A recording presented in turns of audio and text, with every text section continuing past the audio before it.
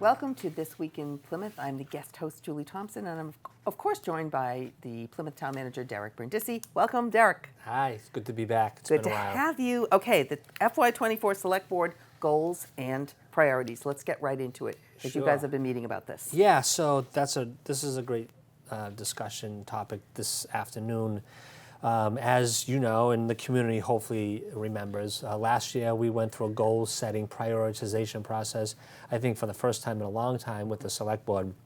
And that helps us on the administration side to be more focused, because oftentimes we can be a mile wide and an inch deep, do a lot of work but really not getting any traction. So this really keeps us focused. So we did that last August of 22, Yep. and then in the May of 23, we did like a year in review, and we looked at all of our accomplishments during the course of the year. Did we complete everything that we desired to a year ago? No. Some of those continue to remain, because some of them, could be 2 or 3 year goals. Right. So we went through the same process with the board this past August, and we have now publicized our FY24 goals and priorities. Okay. So here we are. So number one, ensure a safe and healthy community. So again, we'll go through, we have a bunch of different domain areas that we'll talk about. So I think we have probably upwards of 50 different priorities. So we'll only touch on a couple of them in each one of the domain areas. But so when we think about a safe and healthy community, there's a couple of things that I really want to highlight today. So the chief of police has done a great job. He's been in the position for about 2 years now, and is really trying to focus on really heavy community policing. And so, one of those community policing models is this old adage of these neighborhood watch groups. And so we're trying to think about a new way of community policing, in the sense that we want to empower our neighborhoods to assist us. Like, so for example, the White Horse Beach area, that Manamet area of town requires a lot of resources. And so, whether it's parking control in the summer months, or whether it's assisting during the July 3rd activities. So we want to work with the neighborhoods and develop a community policing model where we can be present, but they can kind of help feed us information so that we can do a better job in law enforcement. So that's one of the areas we're going to focus on. So a second area that we're focused on for ensuring a safe and healthy community is this whole notion of blight in our neighborhoods, right? So the folks that have lived in this community for a long time, they know that there are certain parcels of land or properties that have really created blight in certain neighborhoods. And we've never had the legal authority to go after those property owners. They say, hey, listen, you need to do something about your property. You have to bring it back to standards, or you need to demo the property, or maybe just renovate the property. So under the leadership of our Commissioner of Inspectional Services, Nick Mayo, he's worked with town council. We've drafted a bylaw, a nuisance bylaw that's going to allow us to go after these properties. And I can tell you, every time he's done a presentation, whether it's at the Finance Committee or the Select Board, he's receiving a lot of support, because we know that this has been really kind of been dragging us down for the last couple decades. Right. Okay. So the last one I'll mention before we move on to the next topic is a crime analysis unit, going back to the police department. Yeah, so what is that, crime analysis? So we all collect a lot of data. In particular, the police department collects a lot of data. So working with the chief, we said, listen, how can we use this data in order to deploy our resources in a different way? So there's a lot of police departments throughout the nation have already started this, and they're using data. They're trying to become data-driven organizations. So, we're going to do that over the course of the next year. We'll be able to hopefully heat map some of our problem spots, looking through a GIS system, and then the chief would then have more information to deploy the resources so that we're more efficient and we're able to mitigate any problem spots, during certain times of the year. So I'm really looking forward to that. So program. that's a very proactive approach. Exactly. Okay, Yes, perfect. Yes. Let's talk about your commitment to long-term financial planning. Yeah. So again, big discussion point in the town. We're always worried about ever increasing taxes, paying the operational budget on the school side, the town side, looking at how we're going to continue to invest in our streets and our sidewalks.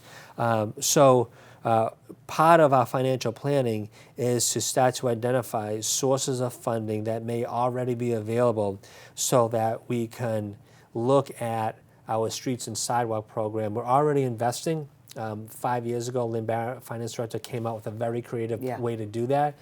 So we need to take that to the next level. Our transportation engineer, James Downey, did a presentation to the select board back in July. And what we found out is that we have some roads that are going to take us 15 years just to get those brought back to standards. Right. So we can't wait 15 years to get our roads back brought to standards. Right. So we want to see if we can put resources to try to further Speed that up. Yeah. Yep. So that's one, and then the other issue around facilities management, right? Yeah. So as you can recall, always 4 or 5 years ago, there was a lot of activity, a lot of conversation in the community around the conditions, the poor conditions of our facilities, in particular our fire stations. So again, I don't think we're doing enough to ensure that we focus on preventative maintenance. So part of our long-term financial planning is to identify a source of funding that we're committed to each and every year. Then it's going to go towards facilities, because we all know that if we can prevent leaking roofs, it's going to save us a lot more money in the long run. That's right. Okay. The next subject is communicating and engaging with the public. This is a biggie. It is a big one. So this one, as you know, is kind of near and dear to my heart, because I really, since day one, have talked a lot about the need for us to get the right information out. Right. There are Facebook pages that we know are always leading the public down the misinformation road. And so we have a goal to hopefully by the April town meeting seek funding and appropriation through town meeting to hire a full-time communications manager. So what would that person be responsible for? What do they do that is now missing? So we don't have anybody that is dedicated to do that right now. So right now, any communications we have is kind of a piecemeal approach to pushing information out. So we have our administrative assistant that when he has time, he'll push information through social media. Our IT department, they may grab information, put it on our website. And then I reach out to you, Julie, and say, hey, can we do a show and talk about, and you do this consistently. Right. But you need someone that overall sees all forms of communication, right? Right, because there's other things that happen in the community that we're not talking about. Right. Like, we should be talking about the fact that, we just landed 3 multi-million-dollar grants in the last 6 weeks. Does anybody know that? Does anybody know how hard our staff are working to write grants and to bring money to this town so we don't have to go to the taxpayer? And that's all part of communications. And just working with the media. Right. We have a new media that's coming here in town. I think it's called the Independent. The Plymouth Independent. And so we want to work with them and push information. But you need somebody who wakes up every day and is thinking about, how can we tell our story? And it's not just in the town hall, but it's fire, police, DPW. So we want to get our message out, because I think the more we do that, I think the better off we'll all be. Absolutely. Okay. And the last one I want to talk about communications is this agenda management system. So, I've had the opportunity to work with these online agenda management tools, and they're very helpful, because when you post, and I'm going to talk about the select board right now, but when we post a select board agenda, folks at home, they only see what's to be discussed. They don't see any of the backup material. And so there's a level of transparency that I want to create with this agenda management system. So that would give not only the highlights, but all the background that you might want to look at. Absolutely. Okay. Right. So because the select people get a nice big thick packet of do. all the things that are going to be covered, and you're saying you want the public to be able to see I want the public to have all that as well, because last night, for example, we had a presentation on using ARPA funds for a water conservation project. Well, the board had the backup material of the bid that went out, the scope and the purpose, and the costs associated with that. So they saw that, but I want the public to see that as well. And then at the end of the meeting, if you're following our meetings, usually the board members, they have a number of items they want us to take back to the staff.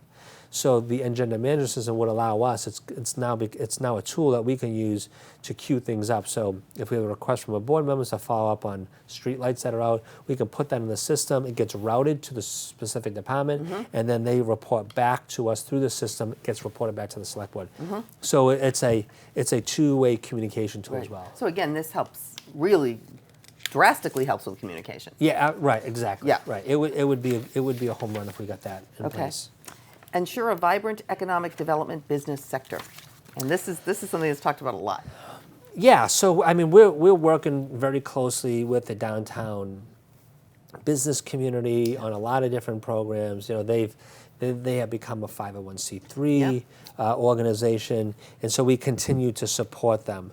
But one thing we hear over and over is about our downtown.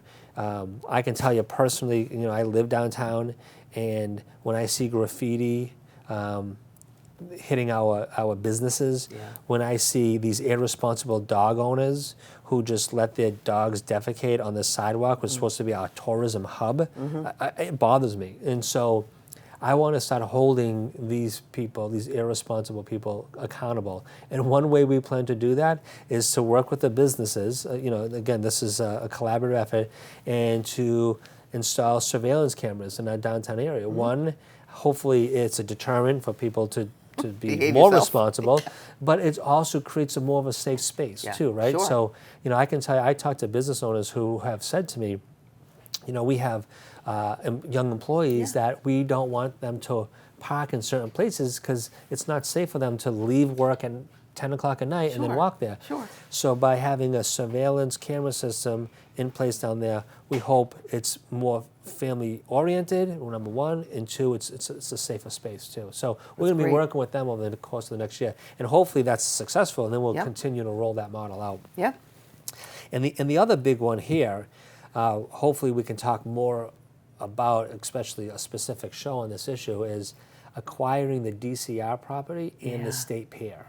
Could you just really briefly tell anyone who doesn't know, why don't we own that now? So in 1939, the town owned the property, which is now considered the DCR property, with the bandstand. That's where the bandstand is. Yep. And right on Water Street. And so in 1939, the town gifted that property to the state for $1. Why? I don't know. I don't know We why don't know they did why. that, but they probably thought it was a good business transaction at the time. So the select board have stated to me for my year and a half in this position, we need to control that property. This is town property. We think we can do a better job not only managing it, but working with the businesses, working with the Chamber of Commerce, working with other nonprofits to allow festivities, events that we think are more appropriate in town. So we've talked to Selectman Bletzer and I. We've gone out to Boston. We met with the Commissioner of Fish and Game. The Commissioner of DCR has come down here, has toured the property. So, it's our hope that we can work out some agreement over the course of the next 12 months where we can do a land swap. We own property in South Plymouth that they're very interested in. They have property that we're very interested in, so we hope we can do a land swap. And then a part of that is to work with because of the cruise lines, trying to acquire the state boat ramp. There's a substantial capital investment that would have to be made that the state would have to bear. But we think if we can take advantage of that state pier, it's not the boat ramp, I'm sorry, it's the state pier. If we can take advantage of the state pier, then that'll help us with the cruise line industry down the road. All right. Let's talk about improving town infrastructure.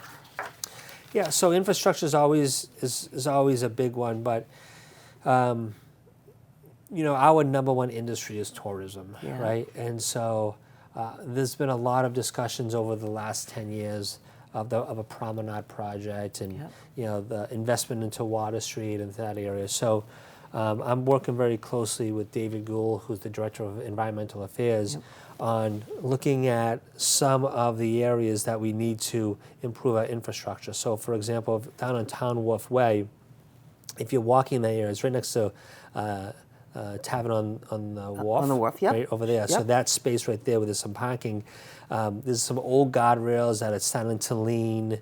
The sidewalks are very narrow. It's Yeah, very they are. difficult to navigate because there's utility poles in the middle of the sidewalk.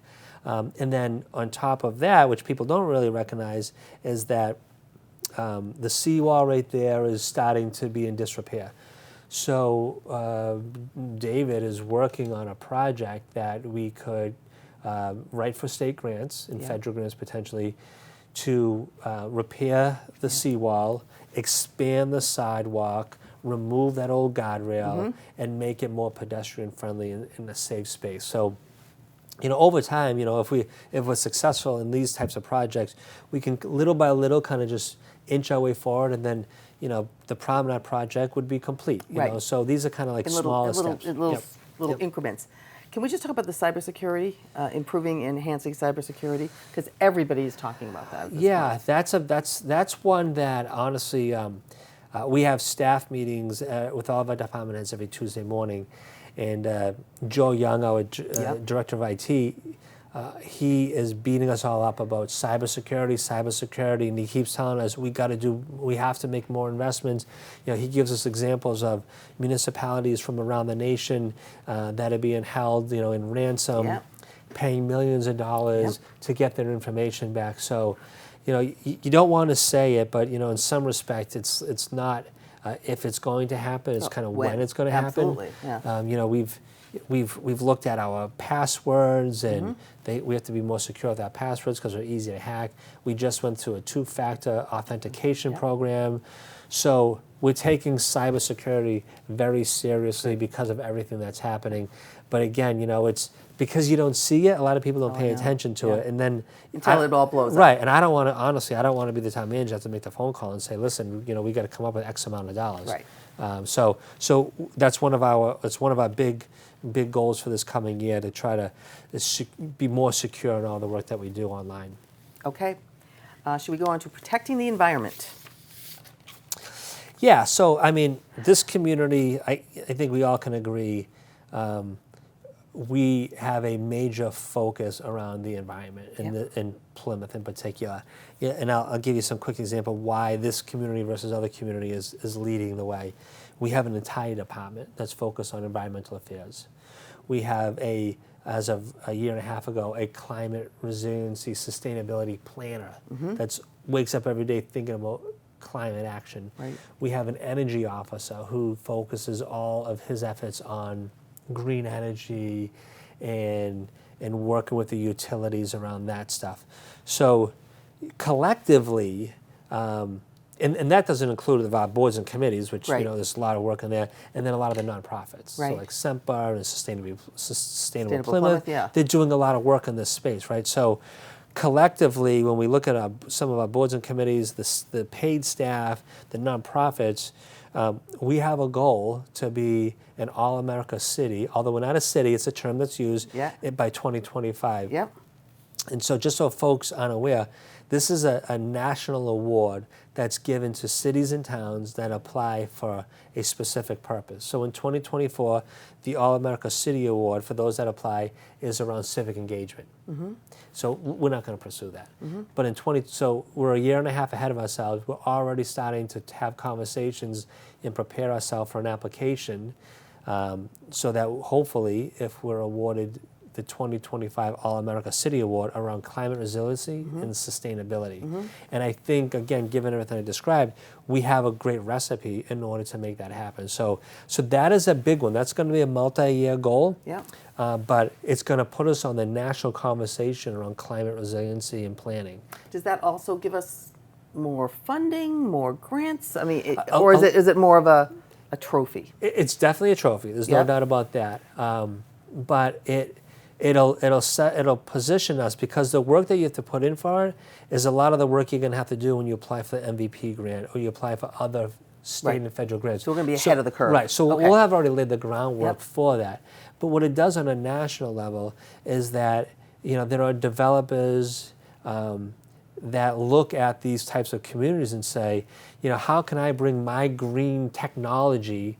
I'm not going to bring it to a community That doesn't care. If Springfield, for example, isn't focused on climate resiliency, why am I going to invest there? But when I see the awards come out, and I'm a developer out of San Diego, I say, well, Plymouth is. I'm looking for eastern coastal community. Right. That's the place I want to be. So And that would tie with economic development too. exactly. For us. So it gives us more visibility on a national scale of who we are. Yeah. Oh, that's wonderful. Okay, strengthen the town's workforce. Yeah, so that's a good one. I do think that there's one area in particular that we're focused on, and we're trying to be more public about it, and it's the issue around diversity, equity, and inclusion in our workforce. Yep. So the town's done a lot of work in the past about it, but again, we really haven't highlighted and focused our energy on reaching out and being of a more diverse workforce. So, the HR director will be working with the police department, the fire department, and thinking about ways we can recruit folks in that space. So that'll take place. But there's another big one that's really, I think we have to pay a lot of attention to. And I'm going to talk a lot about it the next 9 months, especially as we lead up to October town meeting and April town meeting. But it's around succession planning. Yeah. Just in my 18 months here, our HR director retired. We appointed a new fire chief because our fire chief retired. Police chief, 6 months before I got here, had just retired. DPW director, he moved on in January to a different position, another municipality, and the list goes on. And so what we've all learned is that we need to do a better job in succession plan, and that's going to cost money. But when you don't have that, you have a failure in the system. Our planning director, Lee Hartman, who nobody wants to leave, and I continue to figure out ways to entice him to stay. Yeah. But he could retire tomorrow if he wanted to. He's already maxed out on his pension. So at any moment, I know he's going to walk in and say, "Listen, I appreciate the 25 years, but I'm going to move on and spend time with my wife and my grandchildren." So. Sure. And we recognize that, and there's others in the queue, and they're approaching retirement. So this coming year, we really want to focus on succession planning because that's going to be the bridge to the next generation of employees here in town. And it's not just at the administrative level, but it's it's from frontline employees all the way up to department heads. Right. And can I just ask about the developing the recruitment and retention strategies? Because everybody knows it costs so much more to hire somebody new. And get them up to speed, especially working for a municipality, because it's a unique little niche you might be in working. What are you guys going to do to try to help that? Yeah, so that's, the recruitment, so first of all, when we think about recruitment, right, that's the first step, as you just pointed out. Like, it'd be great if we didn't have to do any recruiting. Exactly. Right? If you're recruiting, that means you're losing. Right. So we have to understand that, we have to cut our losses already and recruit professionals to come in the organization that are highly qualified.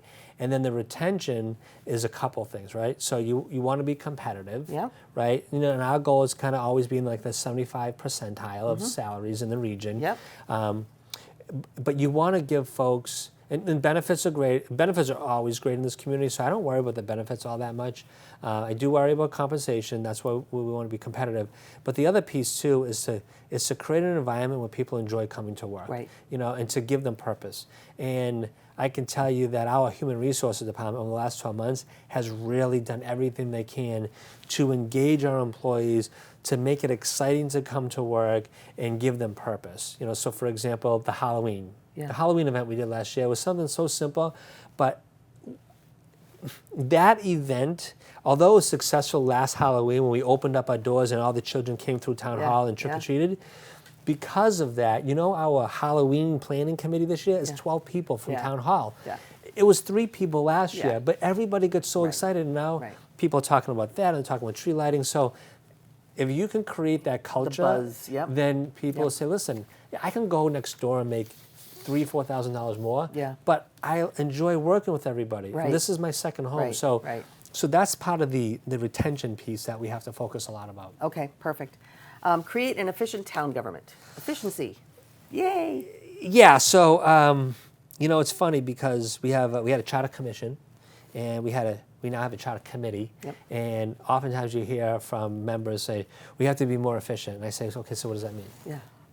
Where are we Define that. not efficient? Yeah, right. Now, I can tell you where some of those spaces are, because when we have bylaws and policies that were written in the 80s and 90s, and we're trying to enforce those, well, we're not being efficient because things have changed. So, one of the things that we want to do to be more efficient is just to look at our policies. Last year alone, we updated over 15, 16 different policies. We have another 30 plus policies to look at. And at the October town meeting, we have 3 bylaws that were taken to town meeting, to one of them completely removing because it's antiquated, and then the other one we're creating, and another one we're updating. So that's one way to be more efficient in the things that we do. But the other thing too is to really look at the organization as a whole and say, what do we need to do to be a 21st century organization? We can't continue to deploy resources like we have in the past. That's why the fire department went through a strategic study. That's why our police department this year is going through a strategic study, because both chiefs are saying, listen, we have to look at ourselves internally and say, okay, should we be doing things differently? Right. But look at that Health and Human Services Department. This once was up until 2023 the Community Resources Department. Now, we could have been same old, but we would not have been responding to the needs of our residents. Right. And so, creating a Health and Human Services Department with no additional costs, right? But just thinking of a different way of doing business creates that efficiencies and allows us to be more responsive to the needs of our residents. Excellent. Okay. And everything you're doing with the town and the town hall is creating a more efficient government. All these other things that we've talked about all end up creating a more efficient government. That's right. In the long run. Right. And Okay. that's our goal. We have about a minute left. For your long-term goals, they're listed. Is there anyone in particular you want to hone in on? For some of the long-term goals, I would say that for me, really, is water. Yeah. That's a big one. That became a big conversation piece last summer with one of our developers who had been working the development process for 2 years now, and then they were told, listen, I know you spent $10 million on this project, but we don't have water for you. So we never want to be in that situation again. So we want to have a long-term strategy around water. Quite frankly, I always say that I want to be able in the next 3 to 5 years secure the water sources for the next 50 years. Right. I hope our grandchildren don't have to worry about water. Exactly. So that's a big one for me. Yeah. And all of this, long-term goals, all of this can be found on the website, and they're great. Now, is there backup materials on all these, or is it just kind of this is the overall? Right. And if you want more information, you go to the specific department. Yeah, right. So Okay. this is just kind of a 40,000 foot level view of all the things we're going to be focused on, and we'll be reporting onto the select board during the course of the year, as we progress on each one of these areas. Excellent. Thank you. This has been great. This was a good one. Thank you. Okay, this is This Week in Plymouth. Derek Brindisi. We'll see you next time.